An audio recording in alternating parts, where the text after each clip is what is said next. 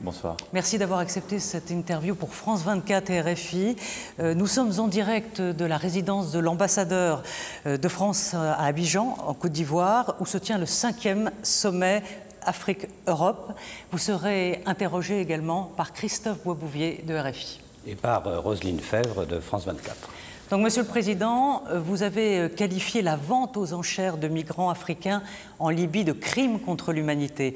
Vous avez proposé une initiative euro-africaine pour frapper les organisations criminelles et puis les réseaux de passeurs. Concrètement, vous allez faire comment? Alors, je sais que vous avez une réunion qui va se passer cette nuit. Est-ce que vous plaidez, vous, une intervention armée en Libye, à la fois pour démanteler les réseaux de passeurs et à la fois aussi pour rapatrier dans les pays ces migrants qui sont pris au piège là-bas? Écoutez, ce qui se passe en Libye, je l'ai en effet condamné avec la plus grande force, c'est un crime contre l'humanité, ce qui se passe. C'est de la traite d'êtres humains, c'est qualifié juridiquement, et nous devons évidemment non seulement dénoncer, mais agir. Agir de plusieurs façons. La première, c'est en nous attaquant collectivement à ces réseaux de passeurs. Ces réseaux de passeurs, ils opèrent en Afrique. Et ils opèrent de la bande sahélo-saharienne jusqu'aux confins de la Libye, avec des connexions qui leur permettent ensuite de faire traverser la Méditerranée. Avec des femmes et des hommes qui viennent bien souvent d'Afrique de l'Ouest et qui vont passer des mois, voire des années, en situation d'esclaves sur place. Ce que nous allons faire ce soir, dès après notre entretien, en nous réunissant avec l'Union européenne, l'Union africaine, la plupart des pays concernés dans le voisinage de la Libye, le président Sarraj et plusieurs Européens, en particulier la chancelière Merkel et le président du Conseil, Gentiloni. C'est une initiative visant à lancer des actions concrètes, militaires et policières sur le terrain pour remonter ces filières. Militaire armée, donc une armée. Il ne s'agit pas aujourd'hui de dire qu'on va déclarer la guerre. Il y a un État qui est en transition politique, la Libye, c'est pour ça que le président Sarraj est là. Il y a une vraie action qui est conduite sur le terrain par le président Sarraj et le maréchal Haftar, mais il y a une action policière renforcée que nous devons conduire pour démanteler ces réseaux. Nous allons le faire. Ce que je souhaite aussi que nous puissions faire, c'est procéder à des sanctions dans le cadre de l'ONU contre ces passeurs. Aujourd'hui, nous pouvons commencer à les identifier. Il faut procéder à des sanctions individuelles, financières, mais aussi de contraintes physiques, et pouvoir agir. Et nous verrons, et les juger, bien évidemment. Et nous verrons ensuite s'il faut aller au-delà. Je souhaite en tout cas que cette action soit menée dans un cadre, celui que j'ai défini hier à Ouagadougou, Union africaine, Union européenne. Et c'est vraiment ce partenariat que nous devons avoir. Ça, c'est la lutte contre les passeurs, parce qu'on ne peut pas continuer à voir ce phénomène juste en le dénonçant et sans rien faire. Ensuite, parce que ces passeurs sont profondément liés à de nombreux réseaux terroristes et alimentent, parfois financent, parfois sont les mêmes que ceux qui nous font la guerre et chaque jour font des morts dans la bande sahélo-saharienne. Ensuite, il nous faut ramener les femmes et les hommes qui ont le droit à la protection asilaire. C'est ce que nous avons décidé le 28 août dernier à Paris. Les missions de l'OFPRA en lien avec le HCR se sont déjà tenues au Tchad et au Niger. Et nous allons continuer à procéder aux identifications en amont de la Libye pour protéger les femmes et les hommes qui ont droit à l'asile et à notre protection et les ramener en leur évitant ce passage par la Libye et la Méditerranée. Enfin, ce que nous souhaitons faire en lien avec l'Office international des migrations et justement les Nations Unies, puisque c'est une instance des Nations Unies, c'est faciliter le retour des Africains qui sont aujourd'hui dans les camps en Libye vers leur pays d'origine, qui sont bien souvent des Africains et des Africaines qui n'ont aucune chance d'avoir l'asile et qui peuvent revenir dans le pays. Il y a déjà des pays qui ont commencé à mener ce travail et nous allons aider donc l'Office international des migrations en ce sens. Autre grand défi sur le continent, la démocratie. Elle est en recul dans beaucoup de régions. Hier, à Ouagadougou, vous avez souligné le fait que dans beaucoup de pays africains, eh bien, le combat de la démocratie n'est toujours pas gagné. À quel pays vous pensiez? Peut-être à des pays d'Afrique centrale comme le Gabon, le Congo-Brazzaville, le Congo-Kinshasa. Je crois que vous avez vu le président angolais, João Lourenço, cet après-midi. Peut-être en avez-vous parlé? Nous en avons parlé. Moi, je suis toujours à la fois très vigilant sur ce sujet et en même temps très précautionneux, parce que expliquer depuis Paris ce que doivent être les systèmes de gouvernance, le respect de la pluralité en donnant des leçons, c'est un peu ce avec quoi nous devons terminer. Ça a souvent peu d'efficacité. Donc moi, je souhaite que l'Union africaine soit justement la plateforme qui permette aussi de porter cela avec beaucoup plus de vigueur. Et donc, vous ne me voyez jamais, j'ai souligné l'importance du problème, j'ai fait le choix d'aller dans ma première tournée africaine et de prononcer un discours important dans une université, d'aller au Burkina Faso, parce que c'est justement un pays qui a fait le choix de la démocratie, d'élections libres, qui fait le choix du pluralisme avec une expression très libre, comme on l'a vu hier. Il y a, on le sait bien, de nombreux pays aujourd'hui où le pluralisme est parfois remis en cause, où le sujet de l'alternance politique n'est pas une évidence, et je pense qu'il faut que les États africains se saisissent du sujet. Ça n'est pas au président de la République française d'aller expliquer à tel ou tel endroit, tu ne dois pas faire comme ça ou pas faire comme si. Oui, mais tout de même, au Congo-Kinshasa, ça fait déjà 1 an que le président a terminé son mandat, c'est encore repoussé à l'année prochaine. Je vous confirme que nous avons eu des interactions. Je veux que ce soit efficace. Je ne vais pas donner des leçons sur RFI et France 24 un soir pour me faire plaisir ou faire plaisir à nos auditeurs. Donc, j'ai conduit plusieurs démarches pour demander au président de procéder aux élections, comme il s'y était engagé et comme c'était prévu. Et j'ai eu plusieurs contacts, en particulier celui que vous avez évoqué aujourd'hui avec beaucoup de sagacité, comme avec l'Union africaine, le président actuel comme le président à venir, pour qu'une discussion dans le cadre de l'Union africaine, qui je pense est le bon forum, puisse se tenir, afin que nous ayons en 2018 des élections dans le cadre constitutionnellement prévu. Vous parliez de ces alternances difficiles qui n'existent pas. Au Togo, il n'y en a jamais eu. Et c'est la même famille qui gouverne depuis 50 ans. Est-ce que vous trouvez ça normal? Je souhaite surtout que le peuple togolais puisse s'exprimer librement et donc que le cadre du pluralisme soit là aussi respecté, que les oppositions puissent faire valoir leurs arguments. C'est d'ailleurs en ce sens que le président de l'Union africaine, Alpha Condé, a réuni la semaine dernière les oppositions togolaises à Paris et a pu porter un message très clair en ce sens. Je l'encourage. Et je pense qu'il est important, en effet, que dans ce pays, comme dans quelques autres, il puisse y avoir un cadre électoral dans lequel les oppositions puissent s'exprimer, aller devant les urnes, avec un processus électoral qui doit faire l'objet d'un contrôle, d'une vérification pour s'assurer de sa sincérité, comme ça a été d'ailleurs le cas au Burkina Faso, et permettre soit une confirmation démocratique, soit une alternance. Je n'ai pas, moi, à en préjuger. Je pense par contre que la conservation longue du pouvoir, sans processus électoraux, sans cadre du pluralisme, n'est pas une bonne chose. Mais elle n'est pas une bonne chose d'abord pour celles et ceux qui vivent dans ces pays, parce qu'elle ne garantit pas, justement, le respect des droits fondamentaux et des libertés individuelles et d'une bonne gouvernance pour le pays. Alors, beaucoup de présidents de la République avaient promis une rupture avec la France-Afrique.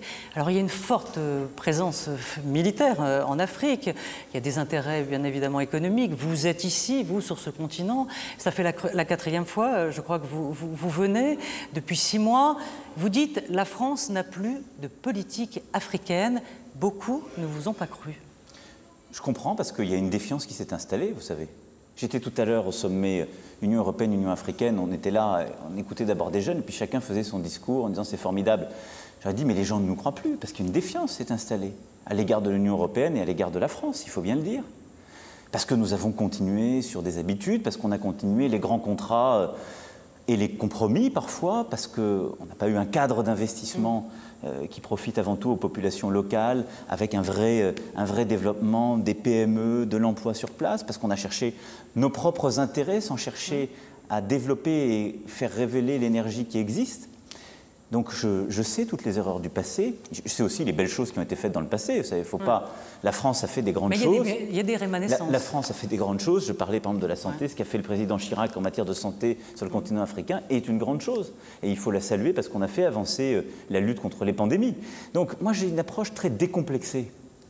Et je leur ai dit hier, et je l'assume d'un point de vue générationnel, 70% de ce continent, c'est la jeunesse. Il faut qu'elle sorte... Vous êtes mis sur le même terrain qu'eux, finalement. Mais oui, parce que... D'ailleurs, je leur ai dit, j'ai fait exprès d'aller au Burkina Faso parce que vous les appeliez mon ami. Vous disiez mon ami. Mais parce que cette génération, le visage de l'Afrique aujourd'hui n'est pas totalement celui de ses dirigeants. Dans beaucoup d'endroits, les dirigeants appartiennent à une génération qui a connu la décolonisation et ses traumatismes. Mais 70% de l'Afrique, c'est la jeunesse.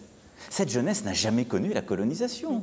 Donc si nous l'entretenons dans un discours, les uns paternalistes, les autres anticolonialistes, complètement factices, nous nous enlisons dans les problèmes du passé. Et hier, j'avais une jeunesse, je lui ai dit, qui était dans un discours post-sankariste en quelque sorte. Elle m'interpellait comme François Mitterrand était interpellé il y a 31 ans, ce qui était le dernier déplacement d'un président français au Burkina Faso. Et donc il faut changer ce logiciel. Le changer, c'est faire quoi? C'est regarder que cette jeunesse, on peut réussir à la faire bouger par plus d'innovation, on peut réussir à la faire bouger sur ce ciment culturel, linguistique sur lequel j'insistais hier, par le sport. C'est aussi reconnaître que quand on parle d'Afrique, on parle à la fois d'un continent, c'est ce que j'ai dit hier, avec sa diversité, avec ses 54 pays, et plus de blocs régionaux dans lesquels nous nous étions enlisés. Et on parle aussi de nous.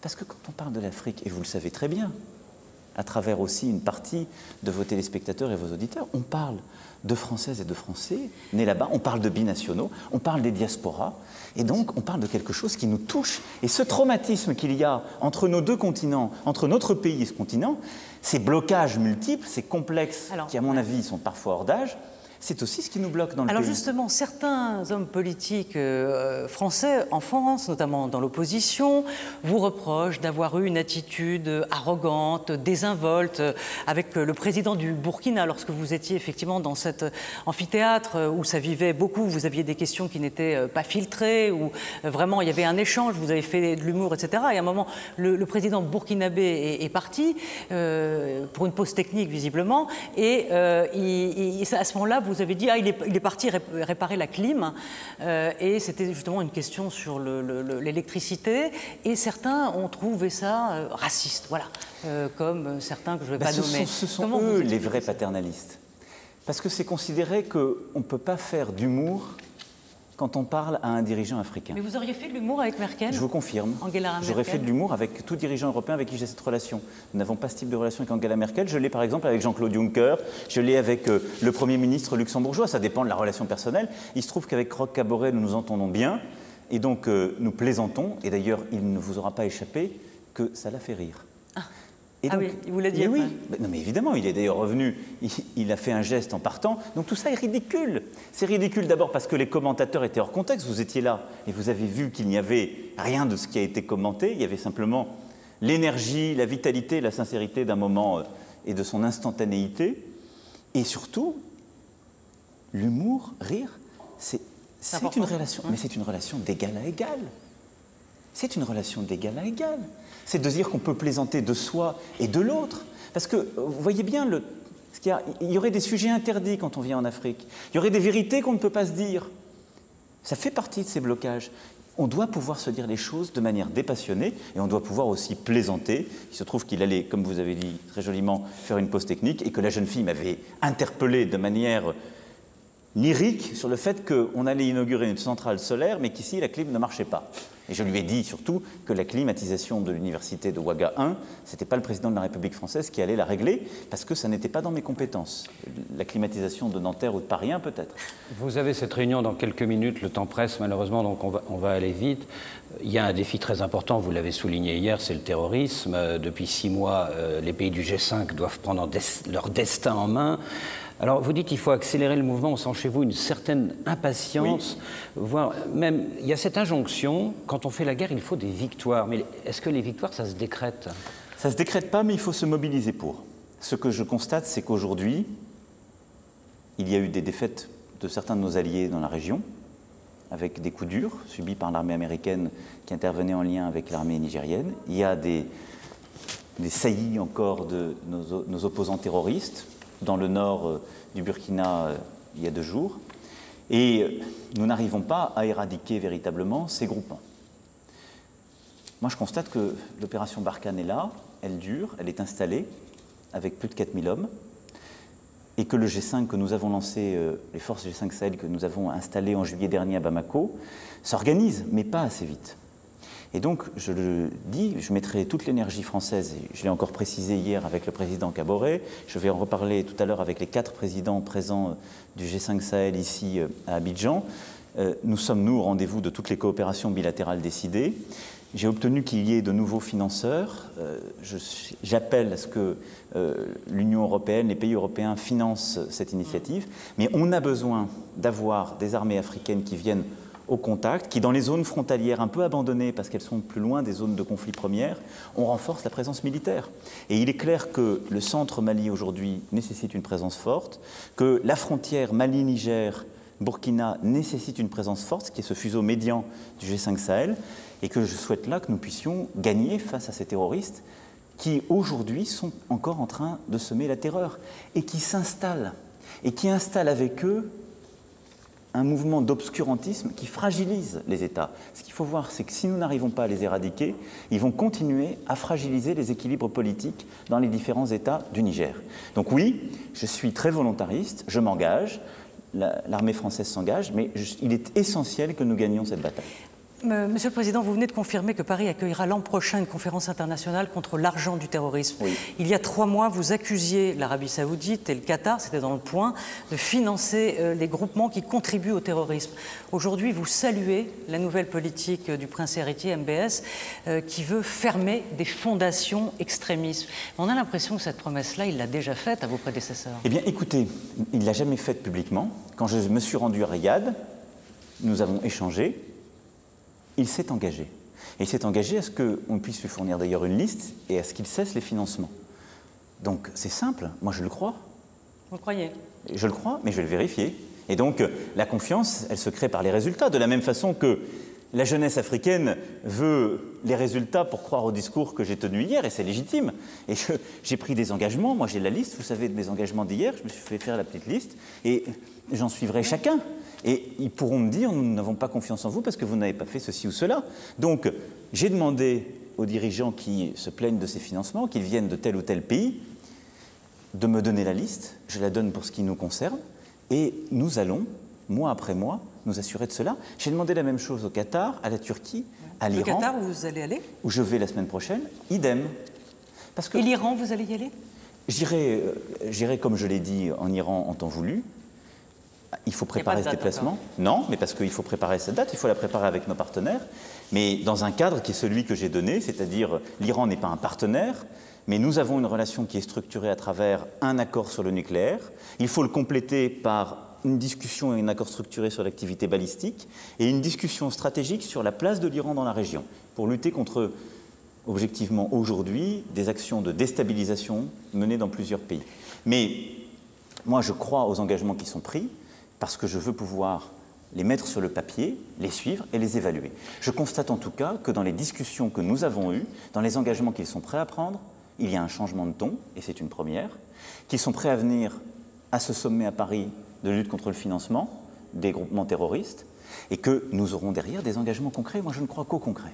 Une dernière question, ultime, au sujet du drame qui a frappé RFI. C'était il y a 4 ans. Nos envoyés spéciaux Ghislaine Dupont et Claude Verlon ont été assassinés à Kidal. Il reste beaucoup de zones d'ombre. Plusieurs suspects ont été éliminés par l'armée française. D'autres se cachent derrière la frontière algérienne. Est-ce que ça veut dire que les criminels ne seront jamais capturés, jamais jugés? Non. D'abord, vous avez raison de rappeler ces 2 voix qui nous manquent. Et vos collègues qui ont payé le prix de ce terrorisme et de ces groupements extrémistes qui sévissent dans la région. Et nos pensées continuent à aller, bien évidemment, à leurs familles, à leurs proches.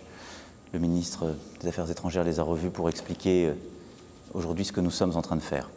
Il y a eu plusieurs opérations qui, en effet, parce que ce sont des extrémistes, parce qu'ils vont jusqu'à la mort, ont conduit à la neutralisation, comme on dit, de plusieurs de ceux qui les avaient pris en otage et exécutés. Nous continuons la recherche active. Je veux ici vous dire que l'engagement de la France est entier. Nous les retrouverons et ils paieront. Et nous éluciderons tout ce qui doit être élucidé. Je veux ici m'engager très solennellement. La France met tout en œuvre pour que toute la vérité soit faite sur cette affaire. Et la France met tout en œuvre pour pouvoir capturer les autres commanditaires de ces crimes. Mais cela se cache avec ceux que j'évoquais tout à l'heure, ces terroristes qui vont aux confins du Sahel se cacher et mener des razzias, mener des attaques contre les populations civiles, contre les journalistes, contre parfois les élus des pays du Sahel, pour les déstabiliser, pour lutter contre la liberté, pour éradiquer nos valeurs. C'est ce combat que nous menons dans le Sahel. Le Sahel doit redevenir cette région où l'Afrique respire en quelque sorte, cette région qui lie plusieurs Afriques et non pas cette route de la nécessité, de la haine et de la terreur qu'elle est en train de devenir. Et nous avons collectivement une immense responsabilité pour cela. Monsieur le Président, merci d'avoir accordé cette grande interview de politique étrangère à On aurait aimé avoir un peu plus de temps, mais vous êtes pressé. Donc mais je vais devoir continuer à œuvrer. Mais je avec vous Madame promets, Merkel, avec voilà, l'ensemble de mes collègues européens, africains, l'Union européenne et l'Union africaine sur la Libye. Mais je m'engage à ce que nous poursuivions cet échange dans un autre cadre. Nous avons beaucoup de choses encore à évoquer, de la Corée du Nord au Liban, en passant par la Corée, peut-être un mot. d'autres Juste géographies. la Corée, vous condamnez le missile? Bien évidemment, je condamne à nouveau le tir qui a été fait hier avec la plus grande force et maintenant nous devons accroître les sanctions et je compte beaucoup en particulier sur la Chine et la Russie pour prendre les sanctions les plus difficiles et les plus efficaces sur la Corée. Merci. Merci à vous. Au nom de Merci, France Monsieur le Président. 24 et de RFI. Merci à vous. Merci beaucoup. Merci.